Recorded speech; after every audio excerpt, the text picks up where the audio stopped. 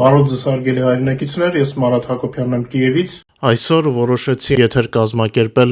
իմ կարծիքով շատ կարևոր թեմայի շուրջ։ Օրերս Facebook-ում աչքովս ընկավ մի քննարկում, որտեղ Հայաստանում մարդիկ համեմատում էին Ուկրաինան եւ Պաղեստինը, փորձելով հասկանալ, թե այդ երկրներից որն է ավելի մոտ Հայաստանին։ Նախ Ուկրաինան ճանաչված է եւ Պաղեստինից մոտ մի 60 անգամ ավելի մեծ եւ բնակչությամբ եւ տարածքով։ Անկեղծ ասած զարմացա, որ 21-րդ դարում կարող է լինել նման մակարդակի տեղեկացվածության պակաս։ Չեմ ցանկանում խոսել Պաղեստինի մասին, քանի որ բուն համեմատությունը ինձ համար ընդունելի չէ եւ հուսով եմ հիմա կկարողանամ բացատրել պատճառը եւ դա բացարձակ Ուկրաինայի չափսերը չեն։ Սկսենք նրանից, որ քաղաքակիրթ աշխարհի համար Ուկրաինան օրինակ է, թե ինչպես է պետք պաշտպանել սեփական երկիրը եւ աջակցությունը չի նվազում չնայած նրան, որ շուտով լրանում է Ռուսաստանի լայնամասշտաբ ներխուժման 4-րդ տարին եւ ուկրաինացիների հետ կողք կողքի կանգնած են մեր հայ տղաները եւ այսօր գրվում է հերոսական պատմություն, միասին է գրվում հերոսական պատմություն,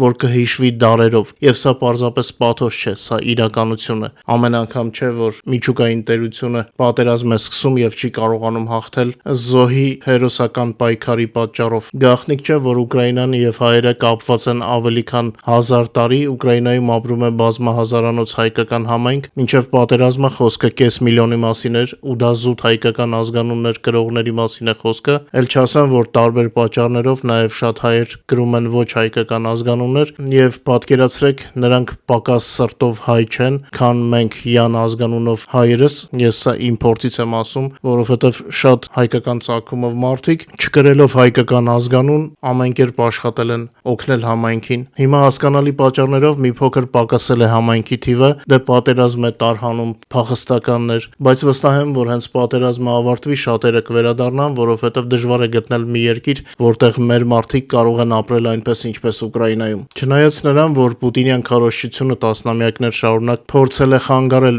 Հայաստանին ուղիղ նայել Ուկրաինայի ուղղությամբ, Ուկրաինայի ուղիղ ընկալմանը խանգարում էր նաև Ալիևյան քարոզչությունը, որը նույնիսկ այսօր փորձում է վերահսկել տրամադրությունները հայկական հասարակության մեջ։ Թարմ օրինակ հազիվ էր Իսրայելի դեսպանը հասցրել հարցազրույց տալ հայկական ռադիոյին, երբ հարևան երկրի գլխավոր քարոզչական ռեսուրսը անմիջապես հրապարակում է հարցազրույց իրենց երկրում Իսրայելի դեսպանի հետ, այնտեղ շոշափվել են թեմաներ, որոնք ռուսական քարոզչությունն ու Հայաստանի 5-րդ շարասյունը հեշտությամբ կարող են օգտագործել իրենց տեղեկատվական ալիքի համար։ Մեր ժողովուրդը, մենք հայերս ունենք արդարության բացարձակ ձգտում եւ մենք ուզում ենք, որ մեզ վերաբերվեն նույնքան լավ, որքան մենք ենք վերաբերվում ուրիշներին, հա։ Քարոզիչներն ու մանիպուլյատորները լավ իմանալով սա, տասնամյակներ շարունակ փորձել են կառավարել հայերի մտքերը սեփական նպատակների համար։ Ռուսական կայսերական քարոզիչները տարիներ շարունակ սեպ են խրել այն երկրների եւ ժողովուրդների միջև, որոնք կարող են Հայաստանի համար այլընտրանք դառնալ Ռուսաստանին։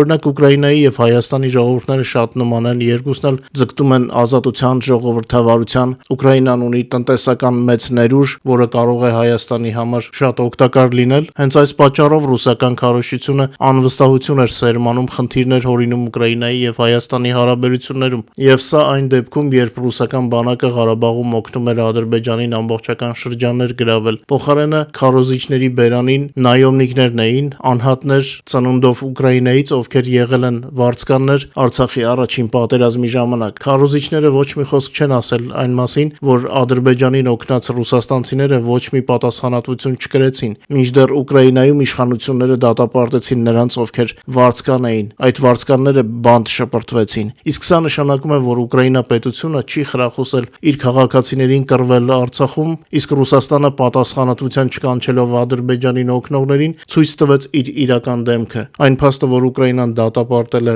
այդ վարձկաններին, բազմիցս բարձրաձայնվել է։ Հայաստանում Ուկրաինայի դեսպան Բոշկոն մի քանի անգամ անդրադարձել է այդ թեմային, բայց լայն զանգվածների համար Ռուսաստանի վարքագիծը չի քննարկվում, թեև ճշմարտությունը շատերին է հայտնի։ Դրա փոխարեն անդադար շրջանառվում է Ուկրաինայից եկած այսպես կոչված վարձկանների թեման։ Եվ այստեղ ես կցանկանամ կցանկանայի անդրադառնալ մի թեմայի, որը քչերի մտքով է անցնում։ Չէ՞ որ Դոնեցկի եւ Լուգանսկի բնակիչները, որոնց մեծ մասը հիմնվելով մոսկովյան քարոզչության վրա դուրս եկան Կիևի դեմ, նույնպես ուկրաինացի են, բայց նրանք կռվում են թշնամու կողմից այն երկրի դեմ, որտեղ ծնվել են, որի քաղաքացիներն են հանդիսանում։ Եթե նույնիսկ ազգությամբ ուկրաինացի չեն, Ուկրաինայում ծնված են, եւ եթե, ասենք, այդ շրջաններից լինեին այդ վարձկանները, նրանց անձնագրերը միևնույն է ուկրաինական էր լինելու։ Այնպես որ միշտ չէ, որ Ուկրաինայում ծնված մարդը ուկրաինացի է այն իմաստով, որով մեկնաբանում է ռուսական քարոզչությունը։ Մենք այս պատերազմի տարիներին տեսանք, թե որքան Ուկրաինայում ծնված մարդիկ անցան թշնամու կողմը։ Նաեւ ռուսական քարոզչությունն ու 5-րդ շարասյունը պարբերաբար պարակտում են սերմանում հայոց ցեղասպանության ճանաչման հարցում։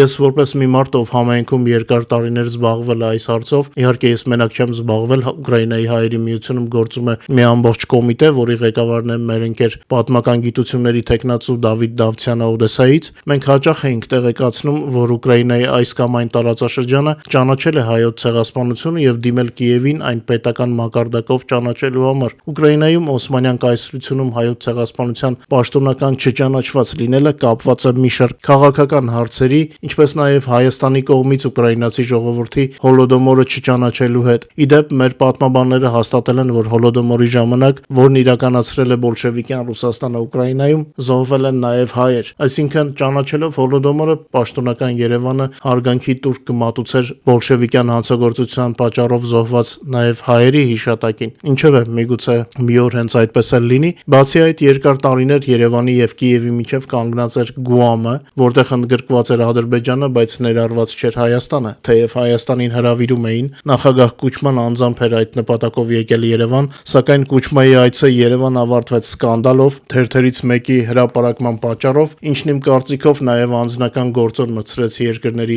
ղեկավարների դիրքորոշումներում, համենայն դեպս մի քանի տարով հաստատ։ Որպեսզի եթերը շատ չձգձգեմ Կուչմայի այցի մասին մանրամասներով, Google-ում որոնեք Կուչմա Հայաստան սկանդալ ռուսերենով բառերը եւ կտեսնեք, թե ինչի մասին էր խոսքը։ Կարճ ասած, բարեկամական այցը դարձավ սկանդալային եւ երկար տարիներով փչացրեց հարաբերությունները երկու երկրների էլիտաների մեջ, կասեի օտարացրեց, հա։ Թեև այստեղ պետք է տուրք մատուցել դեսպաններին, հատկապես նշեմ Արմեն Խաչատրյանին եւ Ալեքսանդր Բաշկոյին, ովքեր դժվարին տարիներին աշխատելով որպես դեսպաններ փորձում էին հարթել ցանկացած բացասական երևույթ, հարաբերությունների զարգացման համար ստեղծվել էր հսկայական փոխադարձ օրենսդրական հիմք, բայց Ռուսաստանը քայլ առ քայլ խլում էր նախաձեռնությունը եւ Հայաստանի ու Ուկրաինայի հարաբերությունները մղվեցին ցավոք հետին պլան։ Այնուհետև Յուշչենկոյի նախագահության տարիներին Ադրբեջանը փորձում էր խաղալ առաջին համարով եւ միշտ ներկայանում էր որպես Ուկրաինայի բացառիկ բարեկամ, ռուսական քարոզչությունն ու Հայաստանի 5-րդ շարասյունը չէին կարող անտեսել սա եւ սկսեցին Ուկրաինային վերագրել պրոադրբեջանականություն, թեև Ուկրաինան պաշտոնապես միշտ չեզոք է եղել, իսկ այն պատմական ֆունդամենտը, որ կա Ուկրաինայի եւ Հայաստանի հարաբերություններում, պարզապես տասնամյակներով չի օգտագործվել։ Ամեն ինչ գրեթե համայնքի եւ դեսպանների էնտուզիազմի վրա էր մնացել։ Գուամի ակտիվության շրջանում սառը հարաբերությունները ուղեկցվում էր նաեւ մակում միմյանց դեմ քվեարկություններով։ Այդ ժամանակ արդեն ես զբաղվում էի հրապարակախոսությամբ եւ գրում էի բազմաթիվ քննադատական հոդվածներ։ Արտգործնախարար Բարիս Տարասյուկը անձնական հանդիպման ժամանակ ասաց, որ կարդացել է իմ հոդվածները եւ հետեւություններ արել։ Ես հենց նրան էի հաճախ քննադատում։ Մեր անալիտիկա կայքում կա, այնտեղ Մարատ Հակոբյան տեգով կարող եք ծանոթանալ, բազում հոդվածներ եմ գրել քննադատական, այսինքն ես հենց այնպես կողքից մարդ չեմ, ես այս տասնամյակների ընթացքում միշտ թեմայի մեջ եմ եղել իմ ընկերների հետ, համայնքի ներկայացուցիչների, Օդեսայի Դավթյան Դավթից բացի, նաև Կիևից մեր Դավիթ Մկրտչյանը ունի մեծ ավանդ այս ոլորտում, որտեղ դիվանագետ էինք բռնացնում, այնտեղ հարցերը փռում էինք դիմացները, ամբողջ երկրով մեկ գրադարաններում գրքեր էինք փոխել տալիս, երբ գտնում էինք գրականություն, որը որ չէր համապատասխանում Հայաստանի պատմությանը, դե պատկերացնում եք, հա, որ երկրից էր գալիս նման գրականություն։ Մի խոսքով, երբ մենք պայքարում էինք արդար հայ-ուկրաինական հարաբերությունների համար, շատերը անտարբեր էին։ Յանուկովիչի ժամանակ կողմերը քայլեր փորձեցին անել միմյանց ընդառաջ, Սերժ Սարգսյանը նույնիսկ եկավ Կիև, այդ ժամանակ նրան ուղեկցում էր նաև Սփյուռքի նախարար Հրանուշ Հակոբյանը, ես բնականաբար որպես լրագրող ներկա էի բոլոր հանդիպումներին, լուսաբանում էի Հայաստանի նախագահի այցը Կիև, անալիտիկա ալիքի առաջին տեսանյութերից մեկը, եթե չեմ սխալվում, հենց այդ այցի մասին էր։ Յանուկովիչի պատասխան այցը Հայաստան այդպես էլ չկայացավ, նա մշտապես Դոնի Ռոստով մեկնեց հայտնի պատճառներով, այնուհետև արժանապատվության հեղափոխության օրերին բնականաբար Սերժ Սարգսյանի Հայաստանը իրեն զուսպ էր պահում, իսկ Ադրբեջանը չնայած Ռուսաստանի հետ սերտ հարաբերություններին ակտիվորեն աշխատում էր ուկրաինական ուղղությամբ եւ շարունակում էր ներկայանալ որպես Ուկրաինայի բարեկամ, այս ամենը Ռուսաստանն ու Հայաստանի 5-րդ շարասյունը հայ հասարակությանը ներկայացնում են իրենց ձեռնտու լույսի ներքո, այսինքն բացասական ու շարունակական անհիմն տեղեկատվությամբ սեպ էին խրում երկու երկրների եւ ժողովուրդների միջև, բայց եկավ մի պահ, երբ քաղաքական իմաստով երկրների միջև մի այնպիսի սեպ խրվեց, մի այնպիսի ական տեղադրվեց, որը մինչ օրս խանգարում է երկու երկրների հարաբերությունների զարգացմանը։ Ռուսաստանը բռնակցեց Ղրիմը, իր բռնակցումը անեքսիան լեգիտիմացնելու համար Պուտինը օգտագործեց 91 թվականի հանրաքվեի ժամանակ արցախցիների կամարտահայտման մոդելը։ Միայն թե այնինչ կազմակերպել էր Պուտինյան Ռուսաստանը ոչ թե հանրաքվե էր Ղրիմում, այլ կեղծիք, որովհետև բռնակցված տարածքում այսպես կոչված հանրաքվեի անցկացումը էապես տարբերվում է Արցախի հանրաքվեից, որը տեղի էր ունեցել նախքան Ղարաբաղում ակտիվ ռազմական գործողությունները։ Սա չափազանց կարևոր հանգամանք է, որ շատերը մոռանում են։ Ղրիմն ու Արցախը մի հարթության վրա դիտարկելը սա հանցագործություն է եւ նաեւ նսեմացում Արցախի ժողովրդի կամարտահայտման համար։ Բայց չնայած կեղծիկին, հայ հասարակությանը, հատկապես արցախցիներին, շատերը փորձում էին համոզել Ղրիմի եւ Արցախի իրավիճակների նմանության մեջ, թեև իրավիճակը հիմնովին տարբերվում էր եւ Արցախի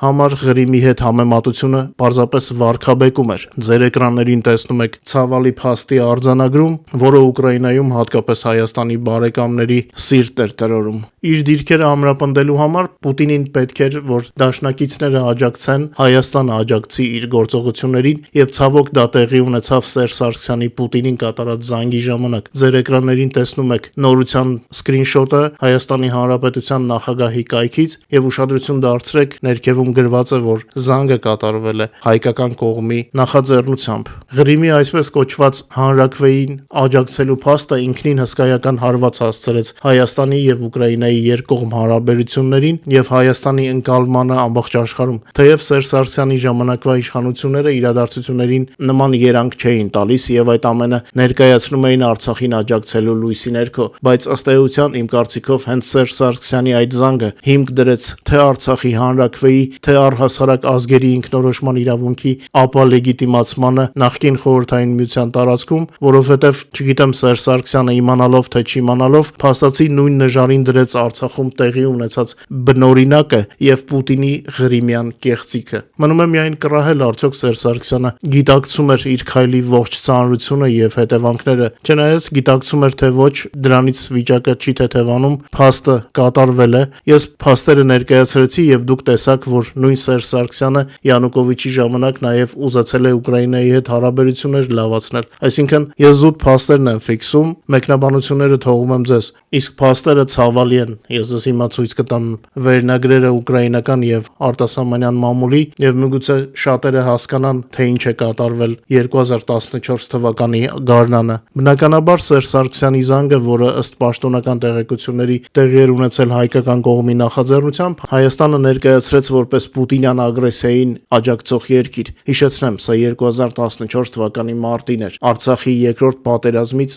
6 տարի առաջ։ Ուստի երբ հիմա Հայաստանի 5-րդ շարասյունը մեկնաբանություններում գրում է Արցախյան երկրորդ պատերազմի օրերին որոշ ուկրաինացիների արձագանքի մասին, ապա ավելի լավ է այդ 5-րդ շարասյունը լռի, որովհետև ողջ աշխարհին, այդ թվում ուկրաինացիներին, շոկի ենթարկեց հենց Սերժ Սարգսյանի զանգը Պուտինին Ղրիմի այսպես կոչված ռեֆերենդումի առիթով։ Ես վստահ եմ, որ նրանք, ովքեր սուտ են գրում Ուկրաինայի հասցեին, անձամբ գիտեն, որ իրական ճշմարտությունը հայ հասարակությունից թաքցվել է։ Հատուկ թե ակամայից ես չեմ կարող ասել, ես 30 տարուց ավել Կիևում եմ ապրում, բայց փաստ է, որ մեր ժողովրդին չեն ասել, որ Սերժ Սարգսյանի նման քայլը շատ վատ է ընկալվել Ուկրաինայում եւ ամբողջ աշխարհում։ Այդ մասին շատ է խոսվել եւ երկար տարիներ հայերի եւ ուկրաինացիների դարևոր բարեկամության վրա ծանր բեռ է դրվել բացարձակ անհասկանալի պատճառով։ Կարող է հարց առաջանա, ինչու է այդ Հայաստանի նախագահի զանգը Պուտինին այդքան ծանր ընկալվում մինչ այսօր։ Շատ պարզ բացատրություն կա։ Երբ օտարն է մեզ թթու խոսք ասում, մենք հասկանում ենք, որ օտար է, բայց երբ հայերը դարերով ուկրաինացու հետ եւ լավ եւ վատ օրերին են եղել միասին, հային հարազատ են համարել Ուկրաինայում եւ հարազատի այդ քայլն է ծանր ընդունվում։ Հատկապես Հայաստանի հետ կապ ունեցող մարդիկ էին ծանր տանում։ Վստահ եմ մեր լսարանը իմ ալիքի եթերներից կամ իմ հոդվածներից այդ ամեն ինչից տեղյակ է։ Հիմա ձեր էկրաններին Ֆրանսիայի միջազգային ռադիոյի սայթի հրապարակումն է։ Ես հատուկ աշխատեցի ավելի շատ ծանոթ լեզուներով ընտրել վերնագրերը, որպեսզի ավելի մատչելի լինի։ Իդեպ, երբ այսօր Հայաստանում շատերը դժգոհում են, թե ինչ որտեղ արևմտյան դեսպանատները իրենց մուտքի արտոնագիր վիզա չեն տալիս, ապա դա նաև Ռուսաստանին տասնամյակներով Հայաստանի Հանրապետության նախագահների աջակցելուն արձագանքն է։ Չէ՞ որ բոլորը, ովքեր բարձր մակարդակով զբաղվում են քաղաքականությամբ, արդեն տեղյակ են, թե ինչ է եղել Ուկրաինայի եւ Հայաստանի նախագահի միջև։ Պատկերացրեք մի իրավիճակ, մի ժողովրդի նախագահ, ով դարեր շարունակ կողք կողքի ապրել է ուկրաինացիների հետ, իր զանգով փաստացի աջակցում է այն իբր հանրաքվեին ղրիմում, որը քաղաքակիրթ աշխարհը մերժում է, եւ Սերժ Սարգսյանի զանգը ընկալվում էր որպես փաստացի աջակցում Ուկրաինայից տարածքների խլմանը, եւ դա ոչ ոք բարձր մակարդակով Հայաստանից չի հերքել մինչև այսօր։ Դեսպանները փորձել են ինչ-որ մի կերպ բացատրել, ինչ-որ Արցախի հարցով խնդրով պայմանավորել, բայց դեսպանը նախագահի խոսքը չի կարող փոխարինել։ Փառք Աստծո, Սերժ Սարգսյանը ուղղակի չի ասել, թե աջակցում է տարածքներ խլելուն, թե չէ իրավիճակը ավելի ծանր կլիներ, բայց միևնույն է, ընկալումն է այդպիսին, որ աջակցել է Պուտինին։ Սրանք փաստեր են, որոնց հակափաստեր առայժմ գոյություն չունեն, բայց հուսանք, որ մի օր կլինեն։ Եվ ամենակարևորը, որ պետք է իմանան մեր հայրենակիցները, երբ պրոպագանդան սրա նրա խոսքերով ուզում է լարել երկու ազգերը իրար դեմ, նախ հիշենք Սերժ Սարգսյանի զանգի փաստը եւ իմացեք, որ Ուկրաինայում պաշտոնական կարծիք հայտնելու իրավունք ունեն նախագահը, արտգործնախարարը, պարլամենտի ղեկավարը եւ վարչապետը։ Իսկ այս մարդկանցից, չնայած նույնիսկ Սերժ Սարգսյանի զանգի փաստին, Հայաստանի հասցեին թթու խոսք չի ասվել։ Իսկ այն մեղադրանքները, որ ռուսական պրոպագանդան սերմանել է Հայաստանում Ուկրաինայի հանդեպ, Ուկրաինայում բացարձակ մեծամասնությունը այդ ամենից տեղյակ չէ։ Հիմա որ ասենք հարցնես զենքից կամ ֆոսֆորից հատկապես այդ հորինված մարդիկ տարակուսած կնայեն, կասեն ինչ անհեթեթության մասին է խոսքը։ Իսկ ռուսական պրոպագանդան տարածում է այնպիսի ստորություններ, որ նույնիսկ ոչ ոքի մտքով չէր կարող անցնել։ Հիմա ձեր էկրաններին Զելենսկու շնորհավորանքն է Ալիևին։ Հիմա ես էկրանին ցուցադրում եմ Զելենսկու շնորհավորանքի տեքստը Ալիևին Ադրբեջանի նախագահի ծննդյան օրվա առթիվ, որը չարախոսները ներկայացնում են որպես շնորհավորանք Արցախում այսպես կոչված հաղթանակի կապակցությամբ։ Ահա այդ տեքստը ձեր էկրաններին է։ Խնդրեմ, գտեք այնտեղ հայ, Հայաստան, Արցախ, Ղարաբաղ բառերը կամ պատերազմ բառերը։ Չկա նման բան, պարզապես այն պատճառով, որ չարախոսները, ովքեր տարատեսակ ասեկոսներ են տարածում, պարզապես հորինել են։ Ես կարծում եմ, որ նրանք հորինել են սեփական մեղքերը թաքցնելու համար, բայց իրենք չեն հասկանում, որ հայ հասարակությունից թաքցնելով ճշմարտությունը,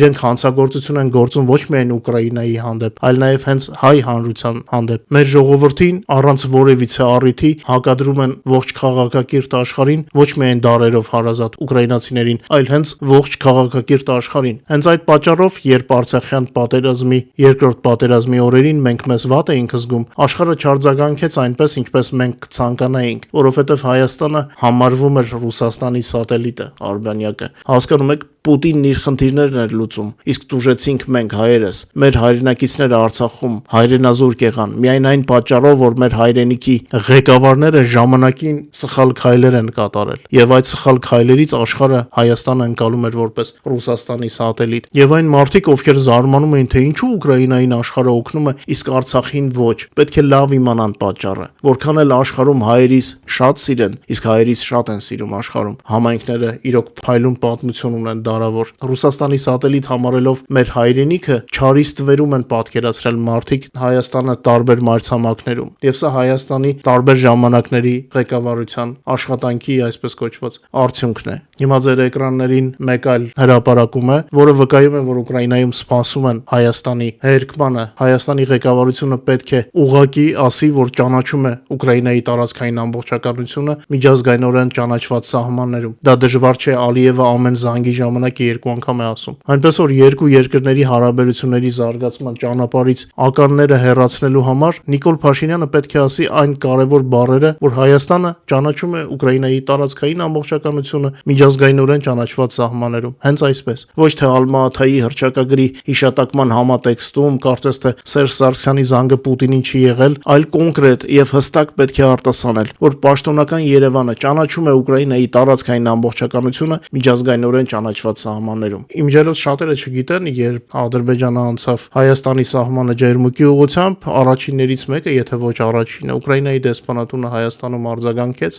ասելով, որ սահմանների անձեռնամխելիությունը կարմիր գիծ է Ուկրաինայի համար։ Կարծես ոչ ոք չնկատեց այդ հայտարարությունը։ Ես մի մարդ, որ միշտ աշխատել եմ պաշտպանել Հայաստանի շահերը, ես իմ կարծիքն եմ ասում, որ ազնիվ կլինի առաջին հերթին հայ ժողովրդի հանդեպ եւ ազնիվ կլինի ուկրաինացի ժողովրդի հանդեպ Հայաստանի ղեկավարության Ուկրաինայի տարածքային ամբողջականության սատարման հայտարարությունը։ Ուկրաինայում հայերին միշտ լավ են վերաբերվել, այլապես հայերը այստեղ դարերով չէին ապրի։ Հիմա էլ կես միլիոն հայ չէին ձևավորի Ուկրաինայի հզոր հայկական համայնքը։ Սա աշխարհի ամենակուռ շարքեր ունեցող համայնքներից մեկն է, ամենակազմակերպվածներից։ Համայնք, որի գրասենյակը երկրի մայրաքաղաքի գլխավոր փողոցի վրա է։ Նման բաներով քչերը կարող են հպարտանալ։ Համայնքը նկատում են, համայնքին լավ են վերաբերվում, Ուկրաինայի հայերի մշակույթին լավ են վերաբերվում, բազմաթիվ նյութեր ունեն մեր ալիքում։ Հուսով եմ, որ մի օր, ինչու՞ չէ միգուցե այսօրվա Հայաստանի վարչապետ Փաշինյանը Զելենսկուն ասի Ուկրաինայի տարածքային ամբողջականության սատարման մասին եւ իհարկե ի պատասխան կլսի Հայաստանի սահմանների ճանաչման մասին։ Այն ականները, որ կան մեր երկու երկրների հարաբերությունների զարգացման ճանապարհին, պետք է վերջի վերջո մաքրվեն ճանապարհից։ Հուսով եմ, որ վերջին 20-ից ավելի տարիների հարաբերությունների ողջ անատոմիան հերթական անգամ ներկայացնելուց հետո ինձ հաջողվեց իրականությունը հասցնել իմ հայրենակիցներին։ Իհարկե, սա իմ կարծիքն է, ընկալումն է, բայց ձեր աչքով տեսակ հրապարակումները եւ ինձ հետեւողները լավ գիտեն, որ միշտ ասում եմ այն, ինչ ինքս գիտեմ եւ զգում եմ։ Իմ գործունեության բերումով ես միշտ եղել եմ իրադարձությունների կենտրոնում եւ միշտ ձգտել եմ լինել առավելագույնս օբյեկտիվ։ Հիմա ես ձեզ ներկայացրեցի պատմությունը այնպես, ինչպես ինքս եմ անցել դրա միջով։ Ավելի ճիշտ ոչ միայն ես, Ուկրաինայի հայ համայնքը նույնպես։ Եկեք միասին ասենք, ինձ թվում է նման հաղորդում պետք էր։ Խնդրում եմ մեկնաբանություններում ձեր կարծիքը ասեք։ Իդեպ ֆոսֆորի եւ ապատեղեկատվության թեմայով, որը քարոզվում էր 5-րդ Շարասյան կողմից, նույնպես փորձում էին սեպ խրել Հայաստանի եւ Ուկրաինայի միջև, չնայած Ուկրաինայում Հայաստանի դեսպան Տիգրան Սեյրանյանի հավաստիացումներին, ով Արցախյան երկրորդ պատերազմի օրերին հայ համայնքի հետ միասին առավելագույնս հետևում էր բոլոր տեղաշարժերին, վերոհիշալ շրջանակների հակաուկրաինական քարոզությունը շարունակվում է։ Փաստացի տարածելով զրպարտություն, անազնիվ քարոզիչները թշնամանք են սերմանում ժողովուրդների միջև։ Իդեպ ֆոսֆորի թեման անձամբ մեկնաբանել է նախագահ Զելենսկին Facebook-ում այդ ռուսաստանցի կինոռեժիսորին ուղղված իր պատասխանում։ Ուկրաինան բոլոր արգելված զինատեսակները միջուկային զենքի հետ միասին դեռ 90-ականներին հանձնել է Ռուսաստանին համաձայն Բուդապեշտի հուշագրի։ Եվ ընդհանրապես Զելենսկու օրոք մտածել, որ Ուկրաինայից կարող է զենք գնա հայերի դեմ, սա նույնն է ինչ որ սպիտակին սև ասել։ Իսկ Ռուսաստանը Ադրբեջանի ամենամեծ զենքի մատակարարն էր, եւ նրանք պրոպագանդիստները լավ իմանալով, որ պատերազմի օրերին վիրավորանքները ամուր են հիշվում, հանրային դաշտում թշնամին սկսեց մեղադրել Ուկրաինային։ Նույնիսկ ուկրաինական կողմի հերքումները կարծես չլսելու են տալիս, չնայած դեսպանը նույն Զինիս Ավտոնոմովը խոսել է այդ մասին, հայկական մամուլում կա։ Նրանցից, ովքեր մեղադրանքներ են հնչեցնում Ուկրաինայի հասցեին, որևէ մեկը մտածել է այն մասին, որ եթե նման բան լիներ, ինչու Հայաստանը օֆիցիալ չէր դիմի համաշխարհային հանրությանը կամ հենց Ուկրաինային, չէ՞ որ արգելված զենքերի կիրառումը լուրջ մեղադրանք է, թե այդ մեղադրողներին մտածելը ձեռնտու չէ։ Իրենք պարզապես սեպ են խրում։ Ինչ վերաբերում է զենքի մատակարարումներին, պետք է հասկանալ, որ Ուկրաինան տարբեր ժամանակաշրջաններում համագործակցել է ինչպես Ադրբեջանի, այնպես էլ Հայաստանի հետ։ Սակայն Ուկրաինայում պատերազմի սկսվելուց ի վեր երկրից արտահանման նոր պայմանագրերի կնքումը արգելված է եղել օրենքով։ Ռուսական քարոզչությունը Ուկրաինային տարբեր դերեր վերագրելով մոռանում է, որ Ուկրաինան Եվրոմիության անդամակցության թեկնածու է եւ արդեն 12 տարի ունի ասոցիացիան համաձայնագիր Եվրոմիության հետ։ Այստեղ ամեն ինչ թափանցիկ է եւ չեն ընդունվում կուլուարային որոշումներ, ինչպես Մոսկվայում։ Այստեղ չեն կարող թաքուն որևիցե մեկին զենք տալ։ Եթե ինչ որ մեկի մտքով նման բան անցնի Ուկրաինայում, դա կարող է մեր եվրո նկարտումների վերջը լինել։ Իսկ ոչ ոք ինչ որ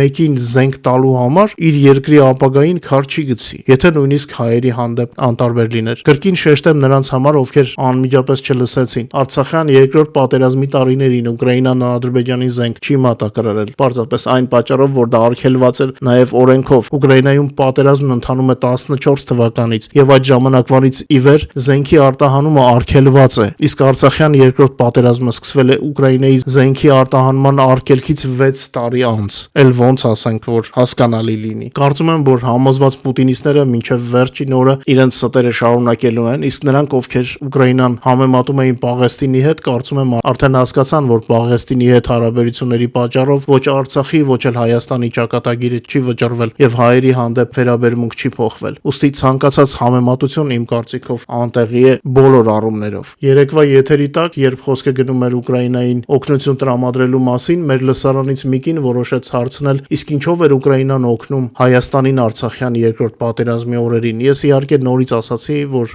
այո, օգնություն եղել է, բայց չեմ կարծում, որ այդ կինը հարցը տվել էր տեղեկատվություն ստանալու նպատակով։ Մարդը պարզապես, երբ հակադարձելու ոչինչ չունի, պուտինիստների մասին է խոսքը, փնտրում են մի բան խոցելու համար։ Վերջերս պուտինիստները հաճախ են նման բաներ անում։ Դե առաջ գրում էին ամբողջը սուտ է, հետո պարզապես հայհոյում էին մեծամտանալով, բայց հիմա հատկապես Կուպյանսկի Պուտինի խայտարակությունից հետո պուտինիստները փորձում են հայկական թեմաներով առարկել, որ իբր խոցեն, հա։ Իդեպ լսելով իմ պատասխանը, կինը կարծես թե ջնջեց իր հարցը, ես էլ չգտա նրա մեկնաբանությունը։ Այստեղ արդեն հստակ պարզ է, որ հարցի նպատակը ոչ թե պատասխան ստանալն էր, այլ խոցելը։ Այո, սա նույնպես մի թեմա է, որի մասին Հայաստանում շատերը չգիտեն, թեև Ուկրաինայի հայերի միությունը օգնության շտաբեր բացեց Կիևում եւ Երևանում Արցախին օգնելու համար, հայկական մամուլը լուսաբանում էր դա, եղել են նաեւ հեռուստառեպորտաժներ տարբեր ալիքներից եւ հենց հեռուստառեպորտաժ Հայաստանի հանրային առաջին ալիքով, որտեղ հայ առաքելական եկեղեցու Ուկրաինայի թեմի առաջնորդը Մարկոս եպիսկոպոս Հովհաննիսյանն էր, որ այդ ժամանակ մեր Երևանյան շտաբում էր, նույնիսկ պատմեց, որ ուկրաինացի թոշակառու տատիկները իրենց թոշակներից գումար էին բերում այն հայերի համար, ովքեր այդ օրերին փորձանքի մեջ էին Արցախում։ Հայերին սիրում են, հայերին հարգում են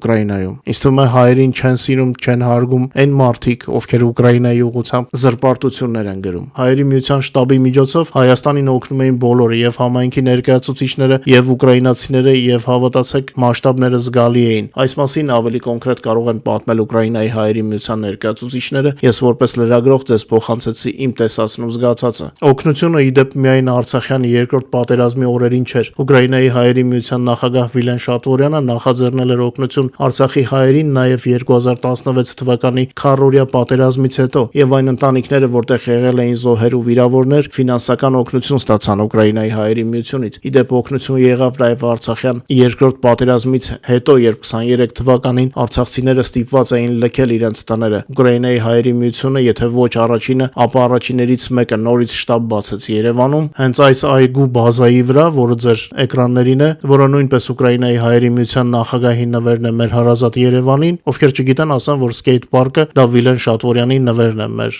սիրելի Երևանին։ Ուկրաինայում շատ հայերի երազանքն է, որ մեր ժողովուրդները վերականգնեն կորսված կապերը, չէ՞ որ, ինչպես արդեն ասացի, Ուկրաինան հայերի համար դժվար օրերին հաճախ դարձել է երկրորդ տուն։ Սկսած Անիի անկումից, հետո ցեղասպանությունից, հետո Բաքվի ջարդերից ու Սպիտակի երկրաշարժից, եւ այստեղ հիշում են, գնահատում են եւ հպարտանում են մեր համայնքի դարավոր ժառանգությամբ։ Եվ ոչ միայն համայնքին են հիշում են, թե ինչպես Հայաստանի հայերը օգնել են Չեռնոբիլի աղետից հետո, իսկ Սպիտակի երկրաշարժի օրերին շատերը գիտեն, որ նորից առաջիններից մեկը ուկրաինական բրիգադներն էին, որ եկել էին մերոնց փրկելու։ Այստեղ Ուկրաինայում ամենուր որտեղ կա հայկական հետք, այն ոչ միայն պահպանվում է, այլև հպարտությամբ ներկայացվում է զբոսաշրջիկներին։ Ուկրաինացիները այնպիսի մարդիկ են, որ հիշում են լավությունը։ Նրանք մեզպես են, շատ նման են մեզ, սառը չեն, ջերմ են, բաց հյուրասեր մարդիկ են։ Մեզպես վերապրել են ցեղասպանություն, իսկ այսօր նորից են վերապրում ցեղասպանություն։ Դրա մասին դուք իմանում եք իմ ամենօրյա եթերներից։ Կարծես շատ երկարեց եթերս, ներողություն եմ խնդրում, բայց պարտքս համարեցի նորից պատմել եւ ակցենտավորել որոշ իրադարձություններ, որպեսզի իմանաք իրականությունը։ Սա իմ կարծիքն է, մի մարդու, ով այս բոլոր թոհուբոհի մեջ անձամբ մասնակցել է եւ աշխատել է, որպեսզի արդարություն լինի երկու երկրների հարաբերություններում։ Իմ կարծիքն է հիմնված փաստերի վրա։ Հուսամ եթերը օգտակար կլինի մեր հայրենակիցների համար։ Խնդրում եմ չմոռանալ լայքել եւ տարածել, թող ավելի շատ մարդիկ իմանան, թե ինչը որից հետո է, եւ թող ոչինչ մեր երկրին, մեր ազգին չխանգարի խաղաղ ապրելու եւ զարգանալու։ Այսքանով ավարտեմ, բարով մնաք։